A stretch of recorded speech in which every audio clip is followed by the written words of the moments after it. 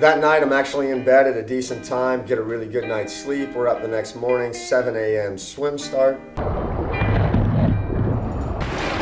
Down goes Frazier! This is our last big ride day. We're riding, we wanted to ride Kitt Peak, which would be about a 120-mile ride and a really steep climb. Kitt Peak's closed because of COVID, so we decided on Mammoth, Arizona. So it's not a super fun ride when you start out. Took the bike path to Oracle, to River Road to Oracle, and Oracle's kind of a false flat road that peaks out at Oracle. So you ride past the Biosphere too, which in itself has some cool history, but it was a long, slow slog all the way from Tucson to Oracle, and John and Brian were really feeling the past couple days of training, and so it was slow. And finally we stopped at a Circle K in Oracle. Let's do this. How are those gloves there, John? Feel good? Those actually had the fingers on them when John put them on. Yeah, I had to rip them out. We're in Oracle, 13 miles to Mammoth, downhill. Oracle again is the high point on that ride, then you drop down into the town of Mammoth. There's signs on the side of the road that say 7% grade. They're kind of warning signs for the truckers. Well, Brian and John now are furious at me because I told them it was closer to like a 4% grade. It wasn't as steep as Mount Lemmon. Woo! I don't know if we're gonna be friends anymore. You don't want to climb up that? I don't want to climb up that. 12 miles, 7%. I don't want to It's not climb 7%. That's what I tell the truckers. They weren't really impressed with my description of the ride when we were down there. We stopped at a Mexican restaurant in town at Mammoth. We had lunch down there. I had a breakfast burrito. Eric Lambie and I were the only two that actually finished our lunch. The other guys were super nervous about the climb out. I took this opportunity to have a political debate with Frank Levy on the way up to serve as both entertainment and distraction to Brian and John, who were really concerned. Brian said he didn't know if we could be friends because he doesn't want to go back up the hill. I'm thinking Uber.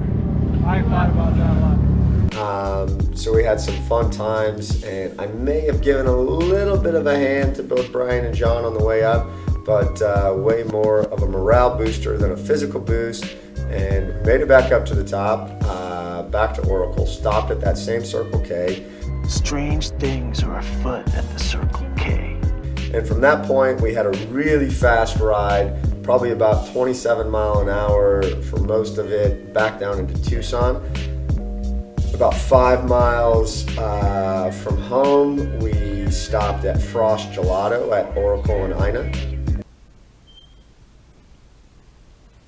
Frost is one of my absolute favorite places in Tucson. It is better than any gelato I've actually had in Italy. I mean no insult to those Italians out there. What's the matter with you? And so we stopped, had a little bit because we still had the run off the bike. So anyway, we got back, we did a swim, a bike, we just had that final run off. That was kind of be the feather in the cap for most of the training trip. So this time we did a 4-mile loop. We ran down the river path, crossed the Mountain Avenue Bridge, came back the other side of the river path, and crossed the bridge at the Racket Club. That was it. Dimond Camp complete. So that was the end of that day, our last big night. We had to decide where to have dinner. My wife recommended that we go to North in La Encantada Shopping Center. Really cool restaurant, great views of the city from up there. And we sat at a fire pit table. So our table had a big fire pit in the middle of it. We had these big outside lounge chairs. And it felt like we were at a tribal council for Survivor. I'm voting you out tonight because, well, I just don't like you. We had some dessert. Went home pretty late that night after 11, and then I got up at 5:15 in the morning to take Eric Lambie to the airport to fly home. He had a whole bunch of other troubles after that, some mechanical flight issues, missed his connection in Denver, so we made it home way before Eric did. But I went back to the townhouse, The goal then, we had reservations to swim at 8. Frank and Steve decided they were not going to swim, so I went and swam with John and Brian. Big benefit of swimming that day was that right after the swim on the way home, we stopped at Prep and Pastry on Campbell and had some absolutely amazing brunch. So Frank and Steve missed out on that. The plan was actually then to have Paul Thomas, a friend in Tucson, meet us and transport our luggage to the airport. He was rather ill, possibly with COVID, so that fell through. So I made another trip to the FBO with John, his felt, and all our luggage. Dropped him off, rode back, cleaned up the townhouse, got everything ready. Then we hopped on our bikes, rode back to the airport to Tucson Jet Center FBO. Packed the bikes.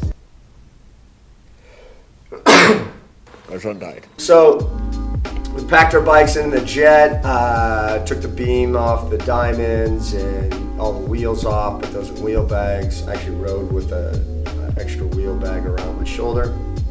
Packed everything up, took a quick shower. While we're showering, Brian effing Manat got a splinter in his foot, so Dr. Steve attempted to take it out. He was having some problems seeing the splinter though, and he told me that the light was actually the challenging part about it. So Steve held the light while I pulled the splinter out of Brian's foot. So we're delayed a little bit, but we get on the jet, and while we're on the runway, we actually were informed by the tower to yield. As we're sitting on the tower, pulled up right next to us 4 F-16 fighter jets. It was really sweet to see. They were doing a little training run, I'm sure. It looks rather intense, and you can see the pilots with their flight suits and helmets on. It's really awesome.